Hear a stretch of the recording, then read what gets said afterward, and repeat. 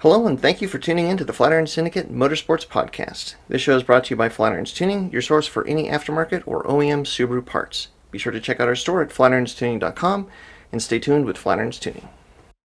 All right, well, welcome back, everybody, to the Flatiron Syndicate Podcast. We're in the shop here. We've got Mike Pettiford with us today.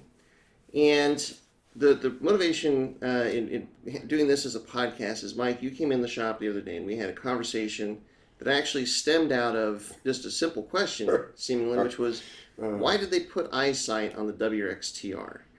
And that spawned a couple of questions. Right. And a whole lot has come out of that. And I would say, like, if you're watching this thinking, why are we even talking about Eye Sight? And the topic of conversation really is going to be these new safety systems in cars. Right.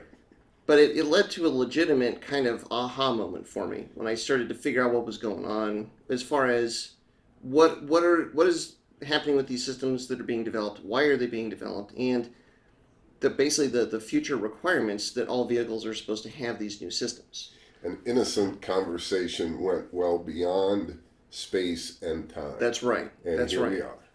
And I gotta say, I mean, I would say that I'm kind of involved in automotive stuff, on a daily basis. And a lot of these, I did not know that a lot of these systems were required and what was kind of coming down the pipe as far as the safety systems that are going to be required. Sure. And there again, like that's kind of one of the things where I figured this is a good conversation because if I didn't know about it and I'm kind of tangential to the whole thing, well, there's probably a lot that just isn't maybe is clearly understood about the direction things are going with vehicle safety, and that would merit a conversation.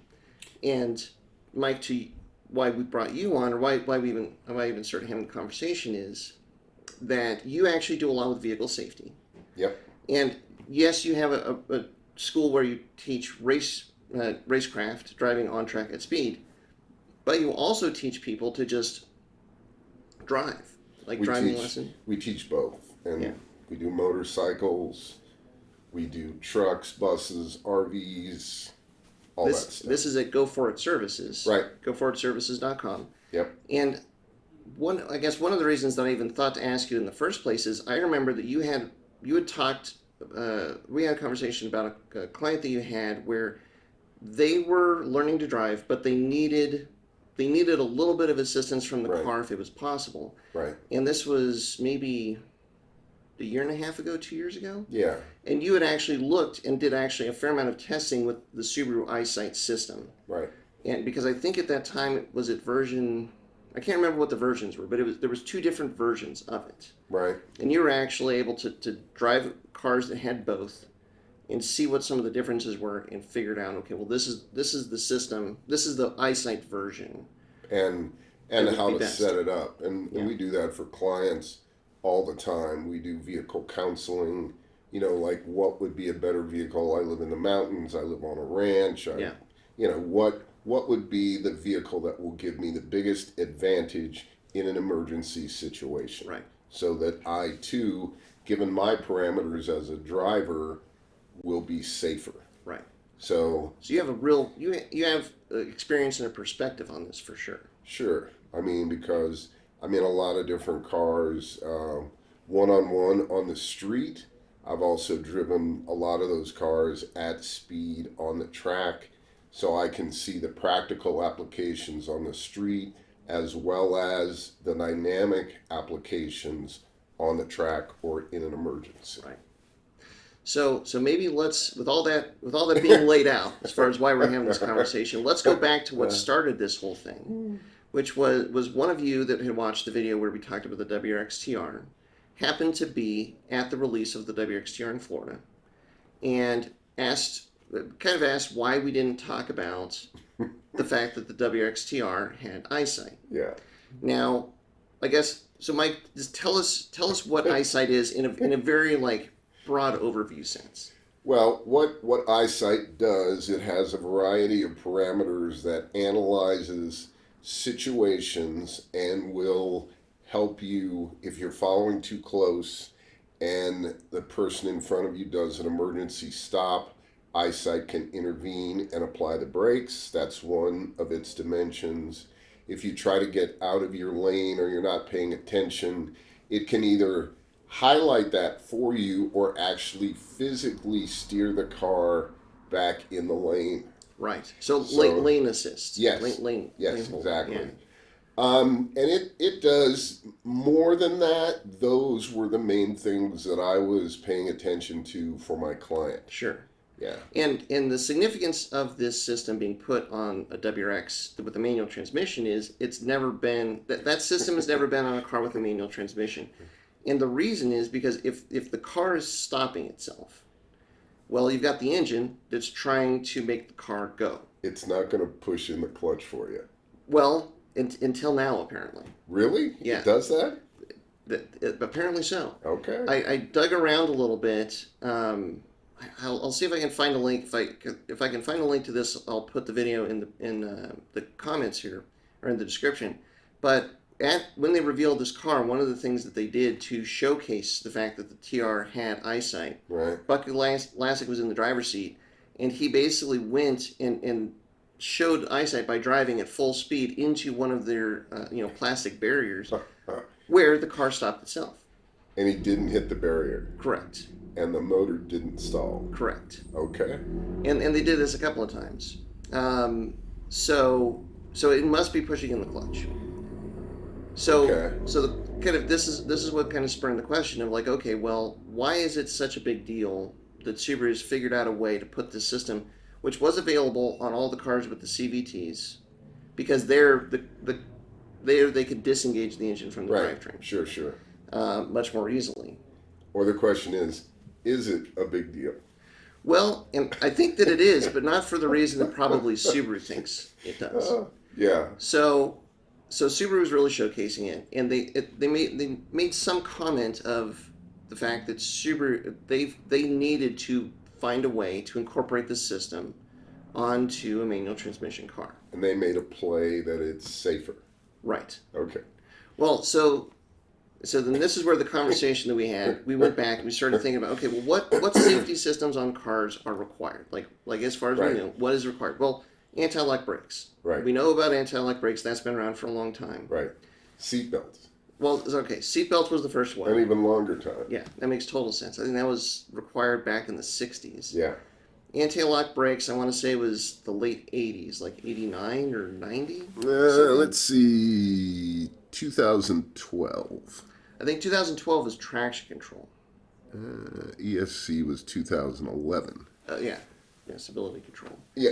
So, where we are now in 2023, traction control is mandated, anti-lock brakes is mandated. Right. The one that I did not know is that a backup camera was mandated in 2018. Yep, So I believe that's correct. So every car from 2018 and on has mandated to have a camera, so when you put it in reverse, you can see where. And that, I think, is a great thing. I kind of agree. I do. I mean, I have one car that has that, and it's super handy. Well, because let's be real for a moment, no drivers were getting out of the car on a cold winter day to see how much space they had in the back, or to see if other cars were coming from places that they couldn't see, and then rush back in the car, jump in, and back out. True. Nobody was doing that. For sure. And you can be conservative. I mean, coming from an era, myself and yourself probably included, where we didn't have these things. You just were conservative. If you weren't sure if you had room, well, you don't go any further. You stop, and if it means it's going to take like 6 times to like back out and go forward, well, you do that so you don't hit anything. Or you go out slowly, and if you don't hear a beep beep, then you figure you're okay, and that's not a good system, of course. So there's definitely some advantages in that. But then in researching this, what came up was something called automatic emergency braking, or AEB, which is what this Eye Sight system falls into. And then all of a sudden, things started to fall into place. Which is so now, and I guess while we're talking about the backup camera, part of that I think is related to this AEB system, in that they've gone now one step further from just having a camera, so you can see where you're going. But now, like the commercial is, there's a kid that drops a ball and it goes behind the car, and he's running to get the ball, and then the car stops itself, so that the person doesn't Right. hit the. No, hit the the kid. reason I'm laughing is years and years and years ago when this first came out, there's a video that Volvo Yeah. had a test with a live person. Okay. That person was hit. Oh boy. Ooh, Yeah, that's yeah. tough. No one was more surprised than him and Volvo. And everybody involved. Yes. Yeah. Oh, so I mean, I some of them I like, some of them I don't like. Right. Some of them help drivers, as we talked about. Some of them allow drivers to be dependent, which in the long run, I think, hurts driver proficiency. Dependent on the safety systems. Correct. Yeah. Correct. Yeah, and so basically, what in looking at things, what it seems like, or what appears to be happening, is that this AEB system is in the final stages of being written. It's not. I don't think it's. Well, I think I'll call it a law, Okay. and maybe that's not the right term, but a requirement. Yeah. By the NHTSA, Right. the National Highway and Traffic Safety Association, and it's going to go into effect. I think they're currently saying in 2028. So where this AEB, automatic emergency braking system, is going to be required on all vehicles as of 2028. Right. The other interesting detail about this is that it's what they're requiring, or what they want the provisions of the system to do, is to prevent an impact or prevent an accident Up to 62 miles an hour. up to 62 miles an hour, which basically means at highway speeds. Ah. So this is where I think as part of that AEB system, this is where the lane holding comes in. Because if you're going 60 miles an hour, well, you got to be going down a road most likely. Well, unless the vehicle's incapable of stopping in that distance, and then you need to swerve. Well, could be. And then what does the car let you do? Right. And do you have to fight it? Right. And if you do, who wins? well, and that is a question. What is happening with this requirement that is coming on the horizon? Apparently, the way that these things have worked, the backup camera being a perfect example. Like the vehicle that we have in my family that has it is a 2008 Toyota. Okay. So like it had it way before it was required. Right. So the NHTSA lets the manufacturers know, hey, this is what we're looking at for the next requirement, and so then they have time to figure it out. Sure. Start incorporating it in cars, and then by the time it is a requirement for every car to have, hopefully everybody has figured it out and has a system that they can incorporate and all that. That will be what it says in the brochure. Right, and with this automatic emergency braking, basically there's a lot of manufacturers that have already basically agreed that they're going to work and develop a system. Sure. And going to start incorporating in cars, and then this is where I think Subaru Eye Sight is their version of this system. Sure. So this is probably where they started developing the system. They started incorporating it on cars. It's optional. Sure. Now they've figured out a way so basically they can now offer this system on all models, and then in a handful of years, it's going to be a mandatory. It's going to be a required system, and then it's going to be on all models. Sure. So that's the road that we're going down on, and that's where this all comes from. And that in and of itself was a bit of an aha moment. Like, oh, this is why Subaru's making such a big deal about this, because I did not know this was happening, but without fanfare, this is a system that's going to have to be incorporated on all vehicles. So, all of that being said, let's talk about what works and what some of the potential downfalls of this system. Can we start with seatbelts? Let's start. Let's start with seatbelts. Let's go back. Well, in the early days, if you were in an emergency situation, first of all, you couldn't stay in the seat. These were in the days of bench seats. There were very few bucket seats. Right. So if you were in an emergency, you would literally slide away from the steering wheel, and you had no control over the car. Okay. To say nothing of impact and what that does to a body. We won't even go there. Suffice it to say that, so this is, way back, this is lap belts only. Yeah. And they were not, the belt was not dynamic. It wasn't like, you think Right. of the three, most people Yeah, watching this are it going to didn't think tighten about, up. It just clicked. and like it's not like the modern belts where you put it on and there's some give Right. to it. It's like you Right. put it in, it's in place, it's ratcheted in. That's all you get. If the car rolls, at least we don't have to look for the body when it Right, flies out right. of the car. Okay. So I guess the point there is that in some circumstances it was better. In some circumstances it might not have been better. Well, And in the case of seatbelts, I mean, the only readily available example would be if you went off into a river okay, and you were submerged because you get the seatbelt off. right. Even being T-boned from the side, it's still better. Yeah. So seatbelts, and I remember my dad never wanted to wear seatbelts or helmets. Right. You know, he Right. was the consummate Harley Right. rider. He didn't Right. need no stinking, Sure. know. So, but I mean, in that case, it's a benefit to the driver almost universally, Right. and it's an aid to the driver in almost any safety situation. And it got better over time.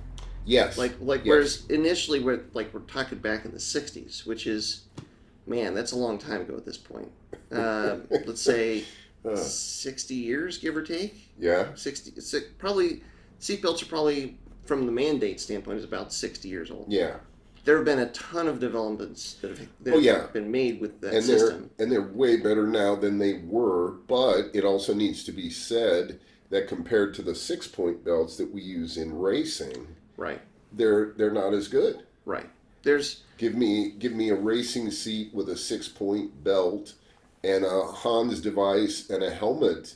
I'm way safer than I ever am on the road. Yeah, I mean, and you have to have a lot of that equipment on you. But I mean, racing safety has progressed significantly, Sure. and that's made leaps and bounds in the last, probably 30 years, give or take, like I would since the say. mid-90s. Sure. They've Yeah. just with the Han system, seatbelts, Yeah. car construction requiring basically race cars in a lot of the organized series. The race car has to basically pass crash tests and such. Like it has to be a certified chassis Right. in a lot of these series, so that like the organizers know that this car is Right.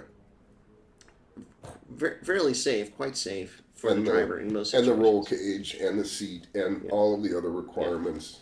Even window net. So that your arms aren't going to fly out if the car rolls. So safety has made a lot of steps forward. Yeah. And having these systems like what you're describing for the race car, it's all kind of it's all in place. Like the belt system is there in place, like a roll cage is in place. It's not something that's dynamic. Right. So what's the big difference here that's happening in passenger vehicles are these dynamic systems, where it's I mean I think I can speak for, I'm going to say at least 30% of the people watching this that all right, let's say your daily driver had a 6-point harness and a helmet and stuff. You're not going to you're not going to want to put all of that on every single time. Yeah, that's not going to happen. It's 11 o'clock at night. You got to Right. run to the store for a gallon of milk. You're not going to put all that stuff on. You got the kids with you. Right. Yeah. Not going to happen. Yeah. So the auto manufacturers have worked on coming out with these systems that are more dynamic. And actually, I realized we forgot a key one related to seatbelts: airbags. Oh yeah. Airbags are now required, but I believe only front airbags are still Only the front, requirement. not side. And side are one of my favorite airbags. Yeah. Like the side curtains. Yeah. Come up and, Because So, if you get hit from the side airbags, dramatic difference. huge. Whereas if you're really, really, really short and you have to sit really close to the wheel, front airbags will not be your best friend, especially if you wear glasses. Right. So just had to get that in there. But there's a lot of these systems that are in place that are still functioning, and they're in most of these cars. But now they're looking at these dynamic systems, things where now what they've kind of realized is what they're trying to make the argument for is that the car can react faster than the driver. in some circumstances. Ah, ah, And this is where, with the reverse, if you as the driver don't have the field of view to see something that's coming in, right, okay, well, if we put sensors on the car, right. okay, well now these sensors can pick up things or sense things that the driver can't perceive, Many times, yeah. and then so the car can act in a way that the driver wouldn't normally act, and then that can prevent accidents. And vice versa. Right. There can be situations where the driver will anticipate, because of a certain set of circumstances, that the car is just sensing, Right. and it has no clue. So that's this automated systems, the systems that are running. Let's call it the ghost in the machine to be the safer driver for us. This is the interesting path that we're now going down. Sure. And I did not realize. The thing that's interesting to me is that this automatic braking system that's going to be a requirement is really pushing all the vehicle manufacturers down this path Right. of trying to have the car set up so that you've got all of these systems in place and running and looking at things and picking up information to override you as the driver as they see fit to keep the car safe. Right.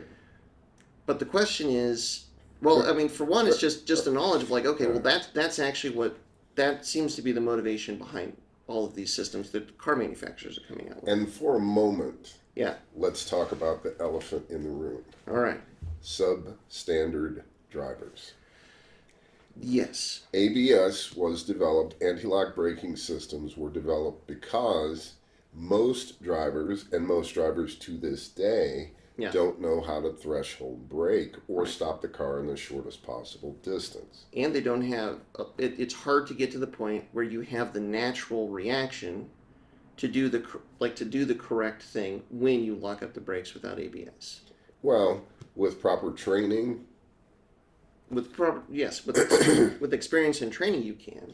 because as I think you and I both know, let's say in winter conditions with a little bit of snow above ice, the quickest way to stop a car in the shortest distance at low speed is to lock the tires Right. and keep them locked as long as the direction of the car is going the way that you want it to go. Right. And And you by the can't same do that with ABS. by the same token in dirt. Like if you have a rally Yep. car, one of the very first things you do is you take out the ABS. Yep. Because in Yep. dirt, Low traction surfaces. low traction surfaces, Sure. you actually do want the tires to lock Yep. up to dig down Yep. through the loose stuff to get to actually where you have traction. Exactly. And they don't really have that for ABS yet. That's one of those things. But actually, ABS is kind of the perfect example of the consideration here, which is like there's probably some people that are watching and hearing this of like, oh, well, if they're going to mandate putting these sensors on the cars to be able to look or pick up movement or information in directions or places where I as the driver can't see. That does make sense to me that would Sure. make me a safer driver. That would be a benefit. And there's a benefit for it. So okay, Yeah. that makes sense. And I can see that argument. But let's talk about ABS because that informs how this system might work. Are all ABS systems the same? No. Is the first question. Sadly. And from one vehicle manufacturer to another, there can be some pretty dramatic differences in how ABS systems work. Yep. And how they feel to the driver as Right. well. And how invasive they are, Sure. how quick and how aggressive they are to start pulsing the brakes. Right. Can you think of an example relevant to this where you have the point here is that all ABS systems are not the same. Right. So can you think of an example, Mike, of where a car has ABS, but it's not going to work as well as another car that has a different ABS system? Well, there there are certain cars, without throwing the manufacturers under the bus. Okay. Yes, fair. I want to leave here today, Okay. not be followed Sure. by certain cars. But there are certain car companies that the ABS is so sensitive that in winter driving conditions, I've even been caught off guard. Right. Driving just normally, gonna make a left turn, it's a little icy. I touch the brakes and instantly Right. and it doubles my stopping distance. Right. And I had to go straight instead of making the left-hand turn, and I wasn't going fast. Right. I was going below speed limit. Now, just for a slight piece of context, was this an old car or was this like a recently made car? This was a pretty new car at the time. Okay. I was surprised. Whereas another manufacturer's car in that same situation, because their ABS will let the tire lock for a longer period of time Before it interferes. before it lessens the pressure and allows it to roll. That allowed the stopping distance to be reasonable, or even better than a regular person would be able to do it without ABS. Okay. And we have a little bit of a luxury here in Colorado in that we have, snow and icy conditions. And so through the year, you get to experience those conditions and see if that, all right, the car has ABS, does it work? And if you drive the same car in every day or in these conditions, you get a sense of what that car does. Right. But the thing to think of at home as you're listening to this or watching this is, have you driven car, like say, it's a snowstorm and your car's broken down, you borrow your buddy's fill in the blank, and then you're driving, this new to you car in these slick conditions, and it feels different. Something that you expect, like you have your normal expectations of how the car is going to behave or handle, but then it doesn't exactly like what you described. That's what we're talking about here. Well, and most people aren't adaptable. Right. They're used to the way their car feels, and that's the way they perceive things. Well, and even more to the point, was a lot of, like with the situation you described, if you did not know, if you're listening to this and this is the first time you've heard like all ABS is not the same, you would not know what that car is going to do until you get into that circumstance for the first time. Right. Well, unless you test it. Unless you test it. And that's, when I'm driving an unfamiliar car or I get a rental car, I want to test sometimes while I'm still in the garage, okay, what does this ABS system do? Right. How quick is the steering? Yeah. Okay, when I'm on the on-ramp, how quickly does it accelerate? Right. So that now I know the parameters. You have a little baseline. Yeah. When I was learning to drive here in the snow, one of the things that my dad taught me was, well, like even if you're just pulling out of the driveway and it's snowing, blizzard, whatever, like obviously with no cars around or like with plenty of room, like one of the first things you want to do is just get a little bit of speed up and just hit the brakes hard so that you see, okay, now I know what level of braking I have with the car. Like test that right as you're pulling out in a safe way, so you have like that baseline of information of like how slick is it? Like it's snowing, but I mean. Well, or even if you're in a situation where, let's say there's ice, like last week. Yeah. When all the bridges were icy. Right. And here in Boulder, it wasn't bad at all. Yeah. So when you're in an unfamiliar situation, we teach to test if there's no cars behind you. Right. Test the traction. How much pressure before the ABS gives you the pulse feedback. Right. And is that more, less, or about what you thought? Right. And then go from there. And if you now know that, okay, well, from one car to the next, from one vehicle manufacturer to the next, or based on the age of the car, the ABS system is going to behave differently. Sure. Like now, like you would realize, okay, well, if I'm borrowing my buddy's car that's like much newer or much older than the car that I normally drive, sure, or it's an SUV versus a passenger car, right? Okay, there's going to be some differences, and if you're in a not normal driving situation, do some tests, explore what the capabilities of the car, what the car is going to behave like, so that you have a better frame of reference for an emergency situation. Sure. But what we're talking about here is just brakes, and it's a critical system. It's an important system. Right. But it's a fairly simple system. So now let's think about that. Take that same kind of frame of logic and let's expand that into these dynamic systems. Oh. These systems where it's going to dynamically keep you in your lane. Right. It's going to dynamically intervene Right. and stop the car, turn the car some of these sensors are inputs In some catching error. cases, it's going to vibrate your butt. Right. I hate that. Right. Because you're like, what's going on? You're turning Like, around looking hey, behind you. this car doesn't know me that well. Yeah. I just got in this thing. Right. So the interesting thing here, and I guess we'll tie it back to ABS for just a quick second, and we'll move it forward. Just now, like in 2023, ABS systems can be different. Sure. Well, the reason is because it's required system to be there, but the real details as far as how the system works, it is not specified. It's not cookie cutter. Right. It's it's a requirement for the car to have, but it's not a requirement for it to behave Right. To the pass a same certain way. level of proficiency Right. or stopping distance. I mean, they could do it. They're not going to do that. A level of ever. intervention. Right. I mean, Right. there's not a standard for the function of the braking system. Right. And that's Right. where you come up with you run into some of these variances. Right.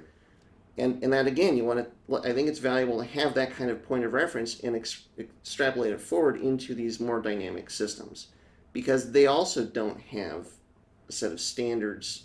It has. I think what everything is moving towards is it's got to be there, and there's probably going to be some framework of. Like, there's probably going to be some test that it will have to pass, like the 5-mile-an-hour front impact test and these things The Volvo test. right, the moose test. The moose test. But Well, it's not there the yet. $100 question is, who's doing the programming? Right. What is their background? Are they a professional driver? Do they have vehicle dynamics, like racing experience, or hopefully, because Yeah. once you get into mechanical things doing judgment duties Yeah. that normally the driver does, that's where sometimes you can get into some real concerns. And to me, I mean, it's funny. Again, as we were having the conversation, it kind of sparked this, realizing that, like, well, a couple of these newer cars that I've driven, you know that we've driven Subarus, and so like some Sure. of these Subarus that have this Eye Sight system that I have not really got a lot of seat time with or experience with. Sure.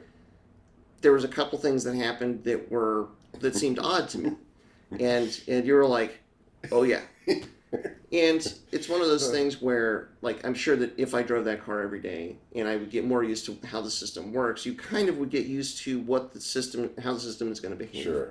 Where is it going to intervene? What it can do well, and where you have to intervene because it's not going to recognize Right. this parameter of situation and could put you in additional danger. Right. Yeah. And then your point that was interesting, because Mike, you drive all kinds of different cars, is that what you've seen is a lot of differences in how these kind of system works across a breadth of different cars. Sure.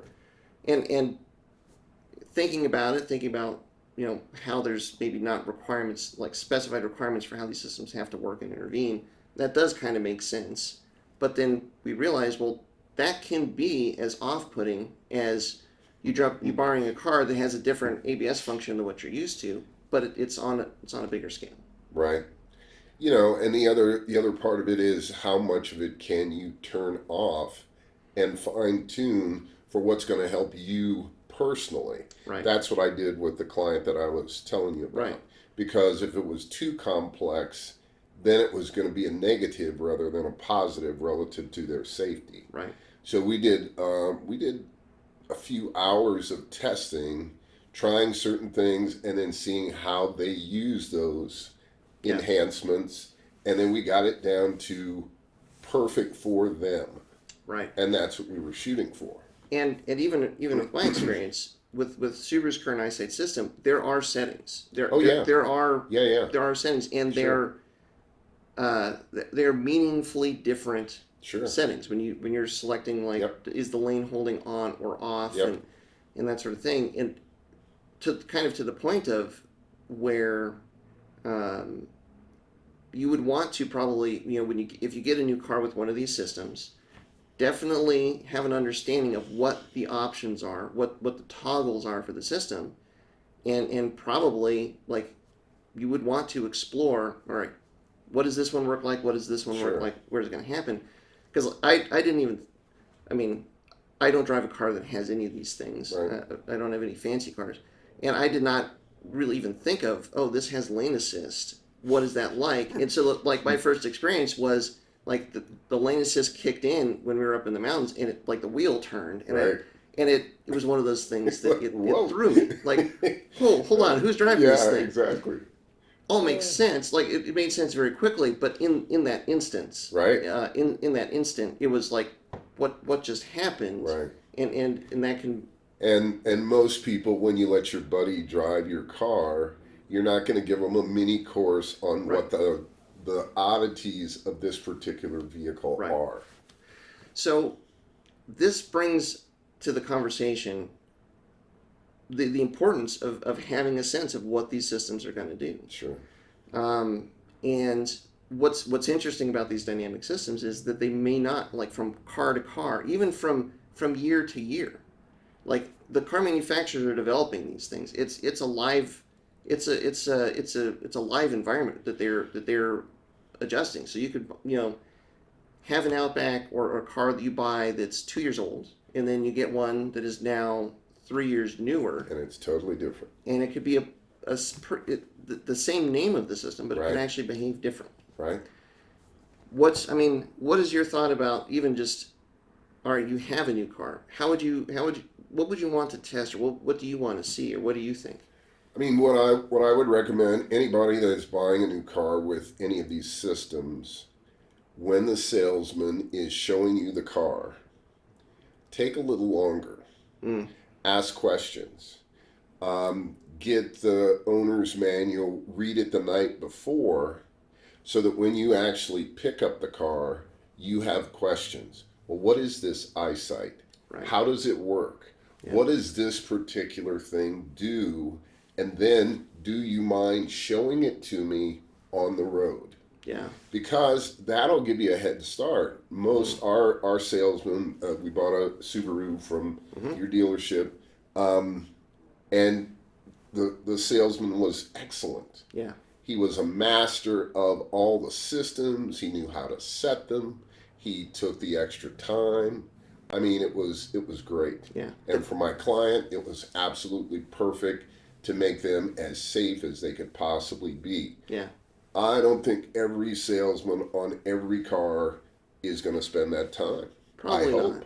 But the positive there is the car manufacturers know that the cars are more complicated. Yes. And they know this, and they're doing a lot more training for the salespeople. Yes. Because, like, you go in there like, okay, does this car have lane assist? Yes, it does. Okay, how does it work? Like, Right. at what speeds? What does it do? Right. Like, these are questions that we should be asking with these new cars, and you want to really have a good sense of it as you're buying the car. So they're doing a lot more training with the salespeople. So hopefully the majority of people out there, if you go in and you have these detailed questions about these security systems, you're going to get Right. more detailed answers versus not detailed answers. Well, and if you get somebody that obviously doesn't know the system, Right. find somebody else. Right. Somebody at the dealership knows these systems. Yeah. And Seek them out. probably the more common these systems are going to become, which, I mean, that's the direction that we're moving towards, the more of us are going to have these questions, the more familiar the sales staff is going to be with fielding these questions. Sure. Because it's not going to be on a couple of cars that you sell. It's going to be on more and more cars Right. that you sell. It'll come up more. We'll figure it out. And typically, the cheaper the car, the less effective the system. Sure. Now, I hope that isn't true by 2028. Right. But my experience is, I mean, if you buy $100,000 plus Mercedes, Yeah. you're going to get a better system than if you buy a $25,000 Whatever. whatever. Yeah. I'm not going to. Yeah. Yeah, and that's like right now there are differences there. Yeah. And the companies that are spending a lot of time. I mean, yeah. I mean, the more time and the more programming, the more testing that goes into developing the system, the better the system should be. Yeah. But definitely worth knowing and having in mind that they're changing from one year to the next. Like Sure. they're making advancements. But this is the aha that I had, which is what you just alluded to is, well, are there going to be cheap cars still almost? Which is, we've talked, not you and I, but on the podcast we've talked about how like cars are getting a lot more expensive. Oh yeah, sure. Like right now, kind of like low to mid 20s is the least expensive brand new car that you can look at. And all of a sudden, it kind of made sense in part as to why. Well, okay, you have to have airbags, anti-lock brakes. These are things that for a time were options. Now they're required. Well, now you have to have a backup camera. Right. That's now required. Okay, well now add that system in. Okay. All of these add to the cost of the car. All of these systems. Course. Well, and then even the function. Like as crazy as it is, it all of a sudden made perfect sense why Subaru went to an electronic steering rack for the WRX. Because okay, well now you have to be able to keep a car in a lane. Right. You're going to have to intervene on the steering wheel. Well, if you've got a hydraulic steering system, like for us as the driver, that gives you better feedback. Right. Okay, well now you have to intervene on this hydraulic system. How do you electronically intervene in this hydraulic system to actually steer the car when you need the system to engage? Well, that's much harder. Sure. Way easier if you've got an electric power assist motor that's already driving the rack. Right. Hey, we just need you to turn the wheel a little bit more this way. Absolutely. It's academic. Yep. All of a sudden, like that's why we're getting the electric racks, and then all of these systems come in. The wonder in my mind is, okay, well, what is going to be the cost of a base level car, like base level in 2028? Yeah. With all of these, it's going to have AEB, automatic emergency braking, lane keeping, all that. That changes things. Yeah. Well, and how much benefit are we getting? That's the other thing. If you're what I object to is it penalizes the really good drivers. Well, and it penalizes the good drivers. It now makes sense why, to a certain extent, like the driving experience for a lot of these new cars that are being developed is not as big a piece of the puzzle, it would seem, because they're more worried about getting these systems in place and working versus making it really rewarding to drive or have really good steering feel. Yeah. But even beyond that, to a certain extent, you can have both. Hopefully, but that's hard. With electric steering, much to my surprise, you can get pretty good feel if it's done properly. But that's harder. So where it's done properly is right now is the more expensive cars. Sure. But as far as penalizing the good drivers, to a certain extent, there's a possibility that some of these systems can actually penalize the not so good drivers. Right? That's true. Because they're going to rely on these systems as their savior in the car, and because of that dependency, there will be times where the parameters of the situation, it's not going to recognize it. Right. And they're going to think it will, and there will be an accident where there wouldn't have been one before. It's going to be a lot harder to track, but like it's certainly possible. Sure. And in the example, going back to anti-locking brakes, is exactly kind of where we started this, where if you have this car that has an ABS system that is not really functional in snow and slick conditions, as functional as something else. Sure. You could very easily, like, I'm getting on my ABS, it's slick, it's snowing, I'm hitting the brakes, I've done this in my car 1,000 times, I know it's going to happen, and then that doesn't happen, right? The car doesn't stop, and you end up running into the back of somebody. Right.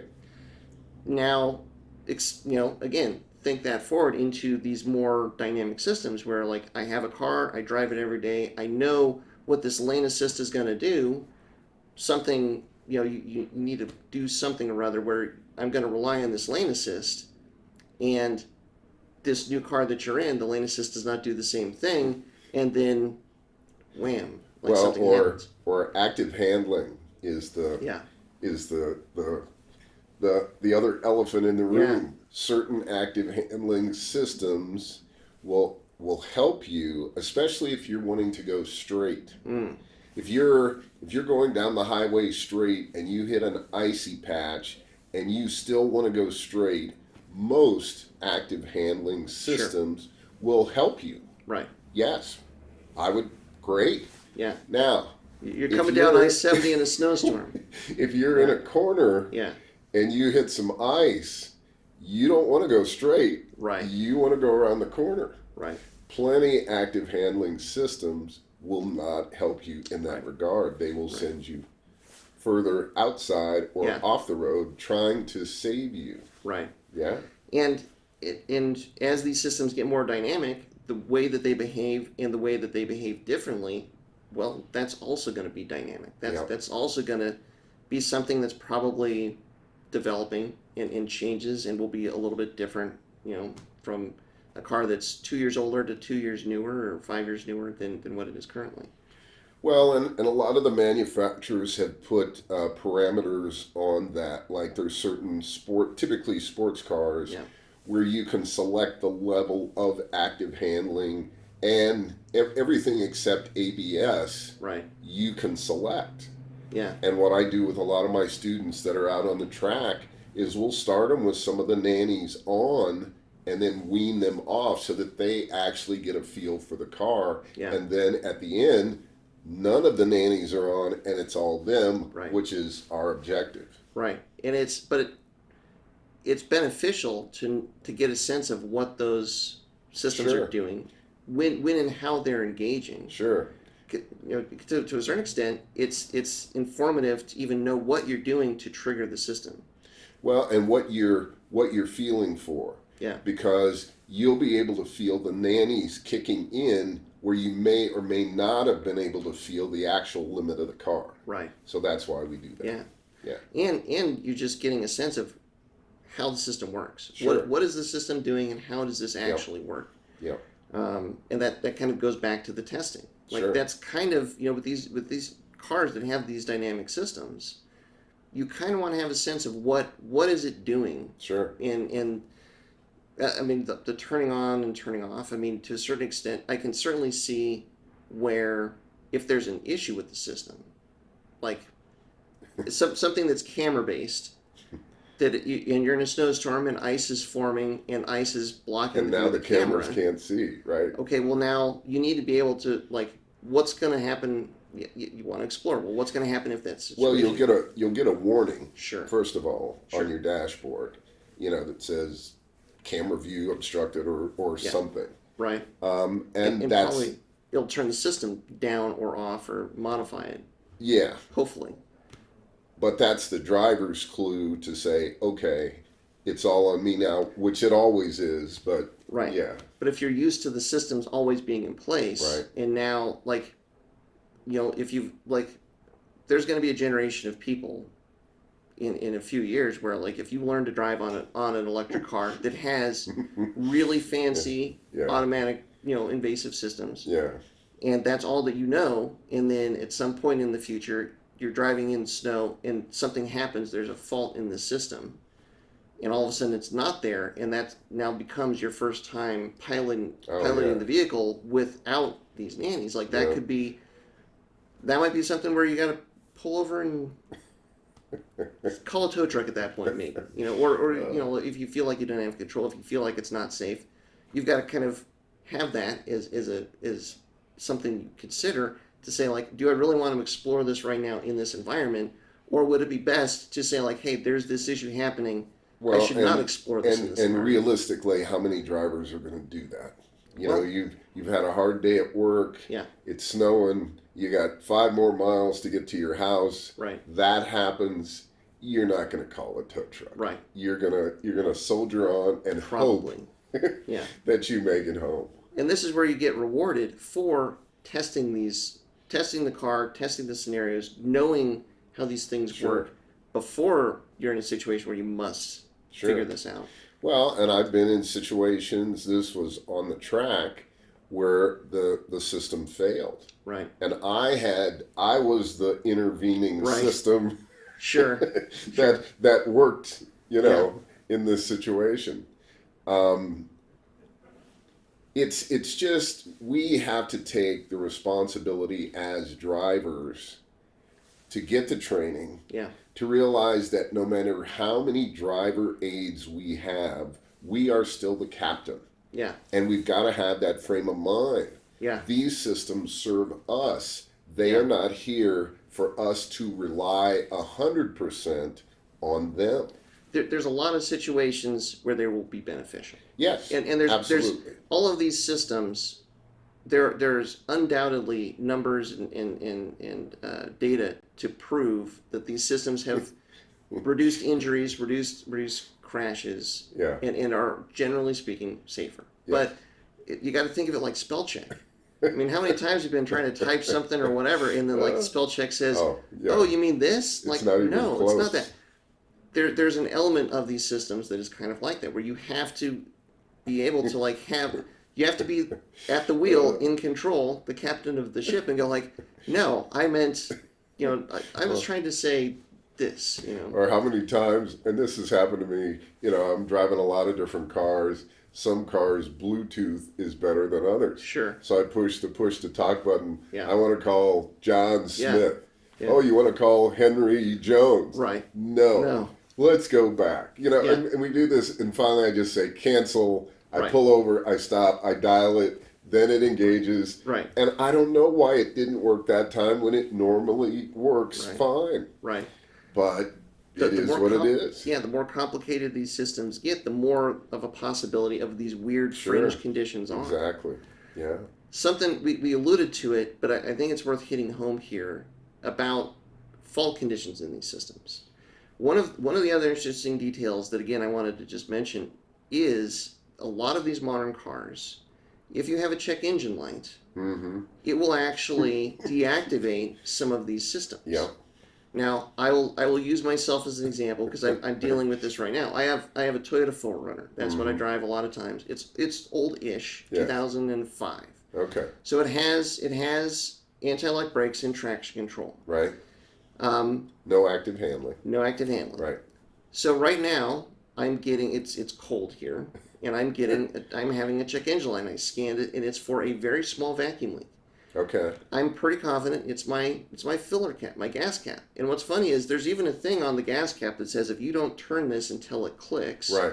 this may actually cause a check engine light. Right. Because it's part of the evaporative emissions, whatever. Right.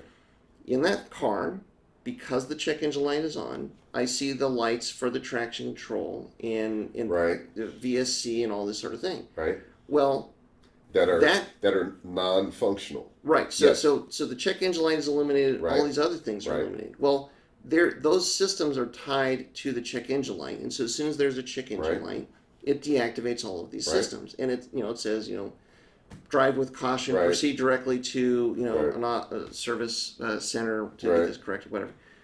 But it's an interesting point because this happens. We get.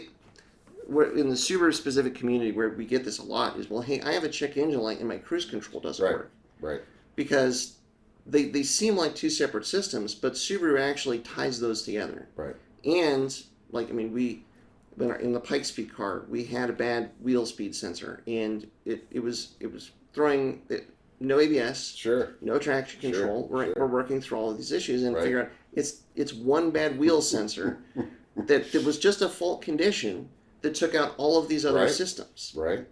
So relevant, like, kind of to bring it back to why is it important to have an understanding of how these systems work, and the importance of knowing what the car is going to do and improving yourself as a driver. Well, and how many people keep their cars in tip-top condition? Because I know plenty of people that check engine light has been on for years. Mike, you're looking at me here. You're looking at me. You're not wrong, but you're just looking at me here. Well, in my case, I know what it is. Yeah. Like, all right, well, it just a different gas cap. For sure, dude. I know. Come on now. I know. But the point here is that a small fault in a small system that seems totally unrelated, absolutely, can actually have this big sweeping effect on how these systems work, whether they're going to engage or not. Absolutely. And like for just a wheel speed sensor specifically, like it does make sense to a certain extent because the car needs to know what the vehicle speed is. Right. The car needs to detect slip. It really needs to know if there's a differential in wheel speed from left to right or front to rear. So if you take one of those data inputs out, it really limits the car's ability to these dynamic systems to figure out what's going on. Well, and this has happened to us too. In the race car, we've got ABS, we've got active handling. Yeah. We turn it off because for racing, you really don't want to do that typically. But we've had a wheel speed sensor that happened in a race, and the car was undrivable. Right.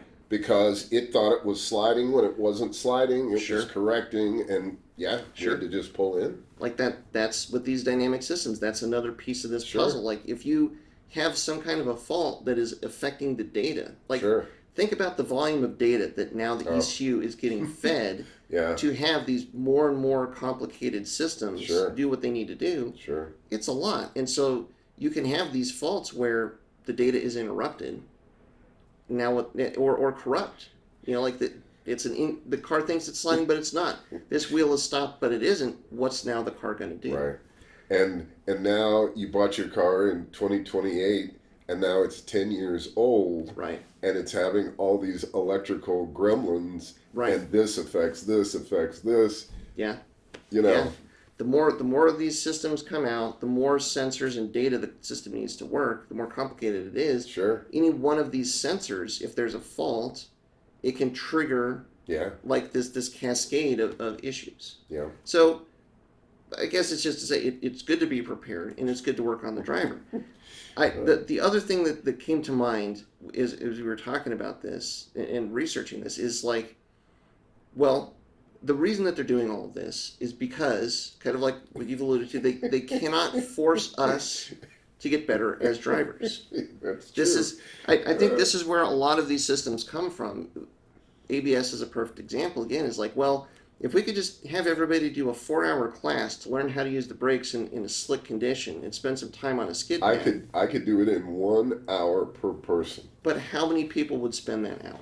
They think they already know how to do it until an emergency happens. And so sadly. so car manufacturers realized, and probably people that are putting these safety policies in place realized, well, if we can't get people to spend an hour to learn how to use this system better, well, what if we can make the car do it for them? Right.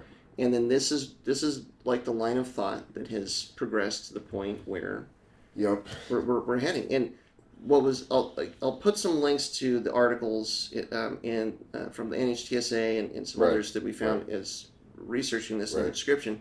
But the most interesting one is the move towards self-driving, autonomous driving cars.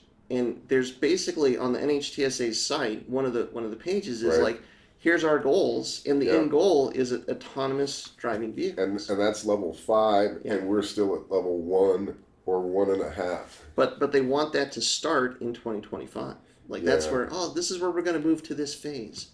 Well, and I've driven the Tesla. I'll say it because it was the only one that said it had an autonomous system. Yeah.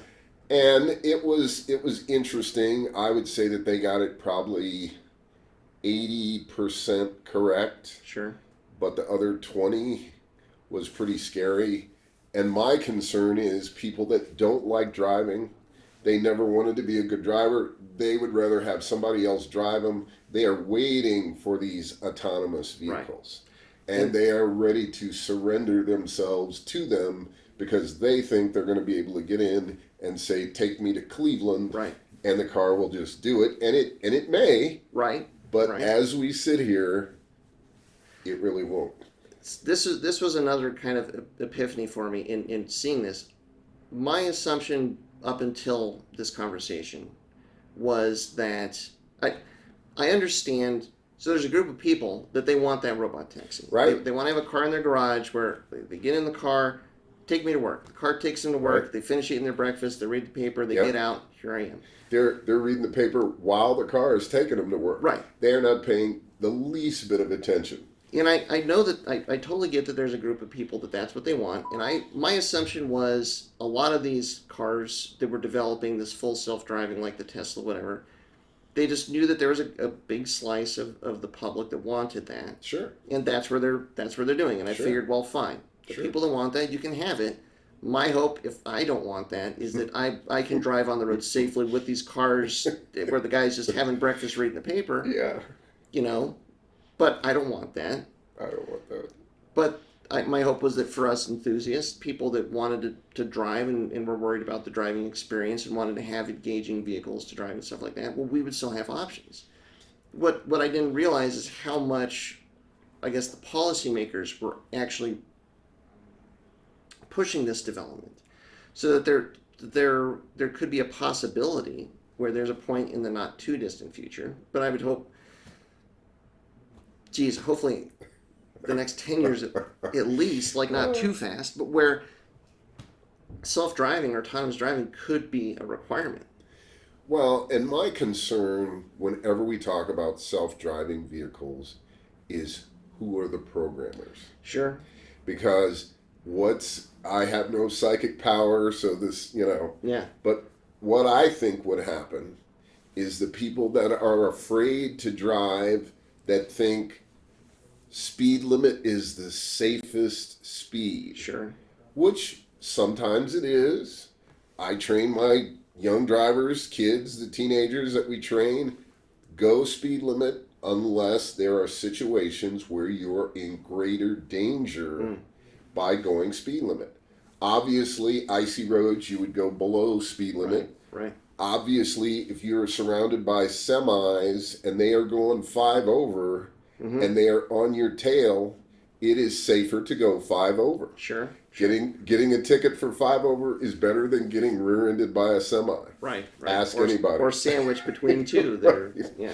So that's my concern, because sometimes the programmers don't get it right. Yeah.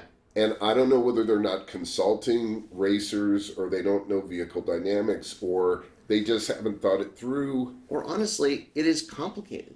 Yes. If self-driving was easy, yes, we would be here had. Already. That's right. I mean, the company of Tesla, I mean, they started on this almost from their outset, and they've been around, what, 10, 15 years at this point? Yeah. And they have a lot of people that are working on it. Yeah. They've never Smart taken people. And they've never taken them off. It's probably that division just keeps getting bigger and bigger. Right. And they still don't have it down. Right. GM they have their robot taxi system called Cruise Right. that they've now recently had to basically pull it back or downgrade it. And again, they have a ton of smart people that are working on this. Yeah. It's a hard problem. Well, and what, I don't mean to laugh at it, but it's humorous.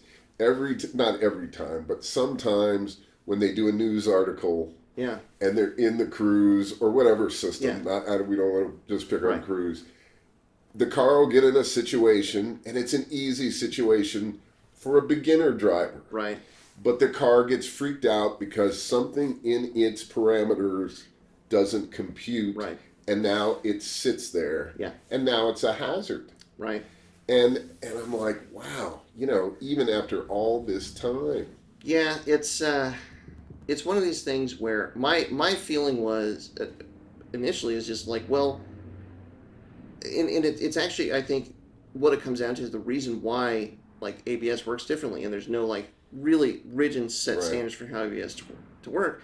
They kind of figure that, well, the economy or the economics of it will bear out, where people will not like the bad systems. They will have a bad experience in the car that has the systems that are not great.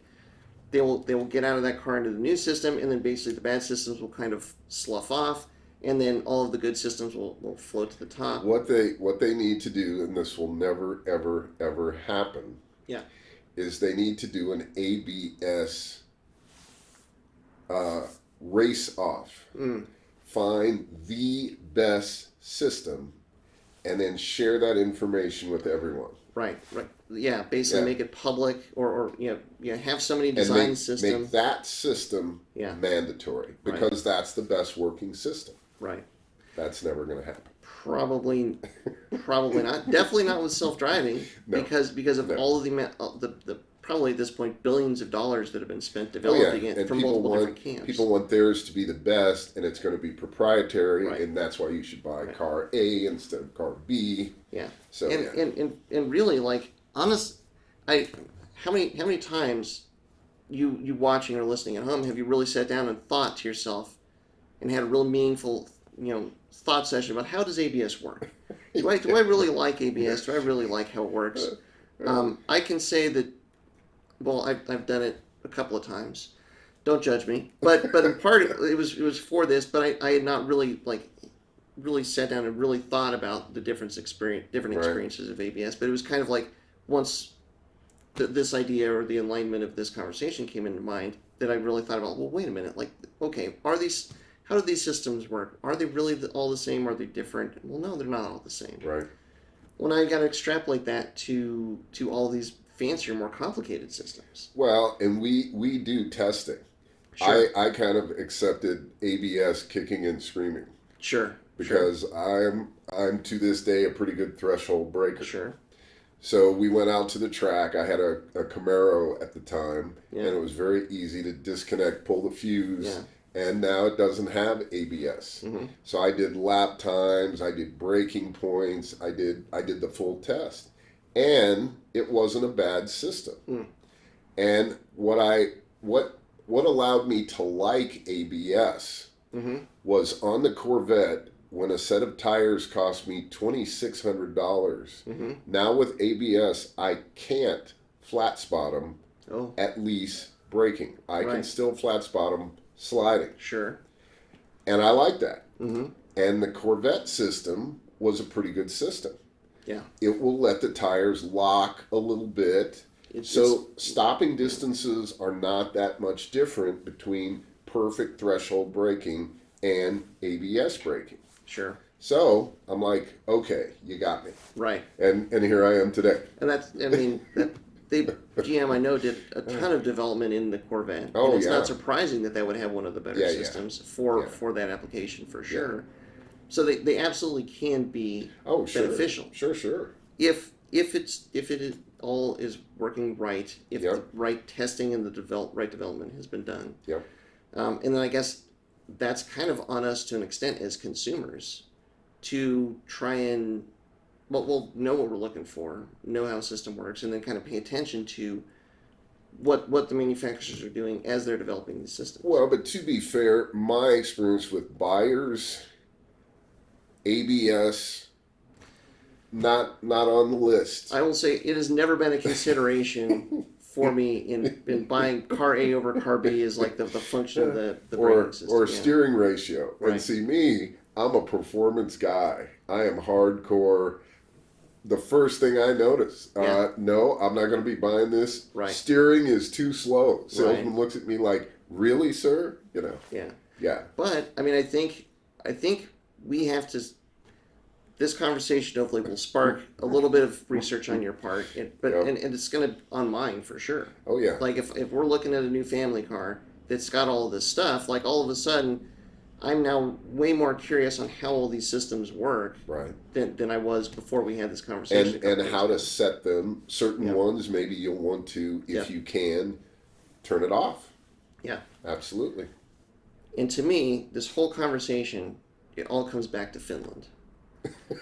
Okay. Because in Finland, this should be good. Yes, because in Finland, it's such extreme conditions so much of the year. Oh yeah, best drivers come from Finland. There's a saying in motorsports: if you want to win, get a Finn. Yeah, there you go. But it's because it's so challenging to drive there. Sure. It's hard to get your license. You actually have to put in a lot of hours in testing and training, and the driving tests there. Like I'm sure somebody will tell me in detail in the comments, but you have to prove you can hold a car on a skid pad and control a car in a slide and do all these emergency maneuvers on top of everything else, so that they know when they put you in the car, you will be safe. You can actually drive. And as much as we hope or want these systems to do all that for us, and in contrast. In the United States, we took away parallel parking because it was too difficult. Too hard. Sure. So now, on the commercial, a benefit for buying the car is it will parallel park itself. Really? Yeah. Seriously? Yeah. So the point here is that there's a real value in developing your skills as a driver. Yes. And what we've talked about here, and it's kind of brought it back to mind for me again in thinking about all this and kind of some of my experiences, is that there's still as much of a value in developing your skills as a driver now, even with these systems. Sure. And I think we've made the argument that to a certain extent, for certain fringe conditions, it's even more valuable now to develop your skills as a driver. Because, like, if you let yourself fall into this reliance on these systems, I'm gonna use spell check as the example. Like, if you're just completely reliant on spell check and you have no basis for comparison, like, you're probably going to be sending out a handful of very interesting emails through your days. Well, and the mindset needs to be not that the car is going to save you, right? But that you're the captain. Yeah. Certainly use these to your advantage. Yeah. Of course, but you might have to save the car from itself. Right. And that is your job as captain of the ship. And I mean, the autonomous driving is an extreme example, but like you take it back one step to where the lane assist or whatever is not functioning properly. Sure. There could very well be a circumstance, a fringe condition, a 1 in a million condition where the system doesn't do the right thing, and you as the driver, you now make the safe change. Right. So and this has happened to me. The car thought that it should be in the right turn lane instead of the lane we were in, and it was going to correct, and there was a car there. Right. No, we're not doing that. Yeah. Yeah. It just, in the bonus of that point to us as enthusiasts, if you're an enthusiast, and if you're listening to this point, you certainly are, is that this is just another reason to remind you to go back and hone those skills. Right. Develop yourself as a driver, engage with driving the car, find a car that you like to drive, and further those skills, because they're just as relevant now as they once were before all of these nannies started to become the dominant force. They still have not made an autonomous car that can go as fast as a top driver on a track. The scary thing is they're trying. They are. They have been trying. Yes. There's the Robot League or something like that. Jay Leno did a thing on his show. Yeah. And he tried to beat the car. And Jay, I love Jay. Yeah.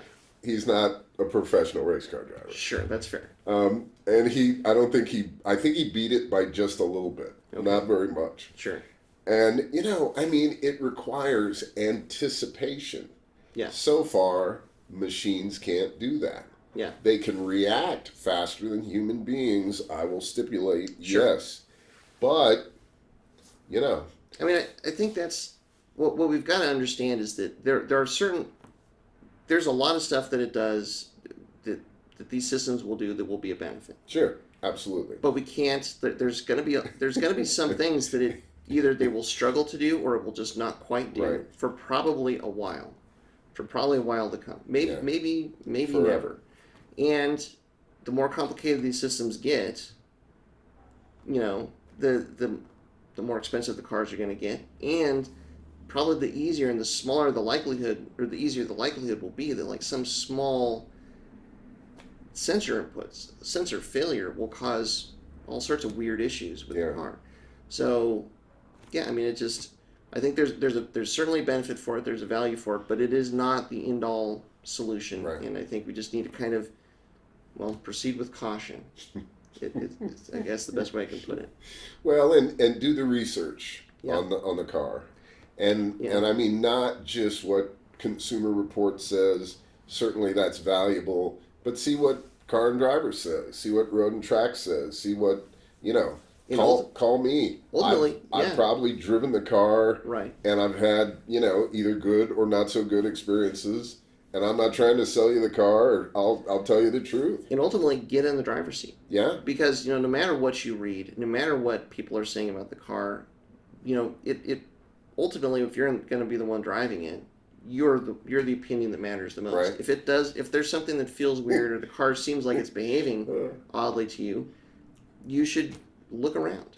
And remember, performance is what saves you in an emergency situation. Sure. Leather interior does not save you. No, I can't think of a way. Cooled seats, heated seats, again, but what about, doesn't save you. What about the radio? Can the radio save you? Doesn't save you. Nuts. So, okay. I mean, and this is what I try to impart to all my clients. how fast does it stop? How fast can it corner? Yeah. How fast does it accelerate? Not in a racing situation, Right. but center of gravity. If you've got a super high lifted off the ground and you have to do a swerve, you're at a dramatic disadvantage in that situation. Yeah. And if you don't live on a ranch, you don't have to have the vehicle The up SUV, so yeah. high. Yeah. I mean, and people like style. Sure. Style doesn't save you. Sorry. There's a lot. There's certainly a lot to it. Yeah. Yeah. I mean, it's especially with cars getting bigger, getting heavier. I mean, there's a lot of pieces to this puzzle. This is not a simple one for sure. Well, and you know, my philosophy is if the car doesn't make me smile, why do I have this thing? Right. You know. Back to honing your skills as the driver. But there are many people that see cars today as merely conveyances that get you from point A to point B. And that number is growing. And somehow we have to hopefully get more enthusiasts, like foster the seeds for more enthusiasts, but also we're going to have to find a way to coexist. Yeah. Like, oh yeah. I mean, it's just not going to be 100% on either direction. Just stay in the right lane. Okay. We'll We can program the autonomous cars Yes. just go off into the right lane. And I'm sure they do. They I probably hope will. they do. Yeah. Yeah. Indeed, man. So there's a lot out there, but it's just so many of these things were just not what I expected, and kind of like it answered. Once I had the perspective to like look at these systems in this way, it answered a lot of questions as far as why things are happening, what's going on with these parts that are getting put on the cars, and just the fact that these systems are dynamic and changing. That's where I think it was a conversation that needed to be had. And hopefully through this podcast, at least we'll turn on some light bulbs to have people at least think about other Absolutely. things in addition to what they normally think about when Absolutely. buying a new car or getting into someone else's car, Yeah. as we talked about. Yeah, and consider how the system works and what the differences are, because I mean it really is probably going to become more and more important. I don't think it's going to get lessened. No, I don't think so either. And ultimately, again, the takeaway is it's always better to improve yourself as a driver. Keep working on those driving skills. Yep, and it's so hard for people to do that. Well, it is, except for us enthusiasts. So sometimes it's for us enthusiasts. We need the reminder. So this is a good reminder. Get out there and like focus on your driving, hone those skills, drive the fun car, and get better. Well, and we talked about this over and over through the years, that the people are more interested in making the car cool Sure. than knowing how to drive it. And the money, I get some, Yeah. oh my gosh, I can't believe you charge $100 an hour to, Right. For driver education. Well, think about it for a moment. It is the best money spent because when you improve yourself as a driver, that improvement applies to every vehicle that you drive. Exactly. You don't have to buy bigger wheels and tires and a bigger turbo on every car. You're the improvement. You still have to buy all those things, but yes, you're the improvement. You're the Okay. improvement. Yes. Word. Yeah. Yes. Well, thanks very much for listening. Let us know what you think in the comments below. Let us know if you got some questions or thoughts about these systems, how they work. Do you like them? Do you not? And man, I want to say like there's got to be like a new hashtag of like keep the drivers going or save the drivers or something like that, because it seems like people that enjoy driving were becoming a more rarefied breed as the years go on. So Yeah, I think so. I don't know. Well, Mike, thank you very much for your time. Thanks for coming down. Thanks for being open and helpful on this conversation. My pleasure. Always a pleasure to talk with you, John. Yes.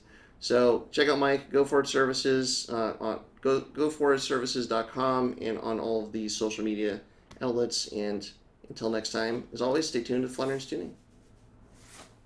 Thanks everyone for tuning in to the Flatiron Syndicate Motorsports Podcast. Once again, we'd like to let you know that your support is what makes this show possible. Be sure to check out our online store at flatironstuning.com for any of your aftermarket or OEM Subaru parts needs. And as always, stay tuned with Flatirons Tuning.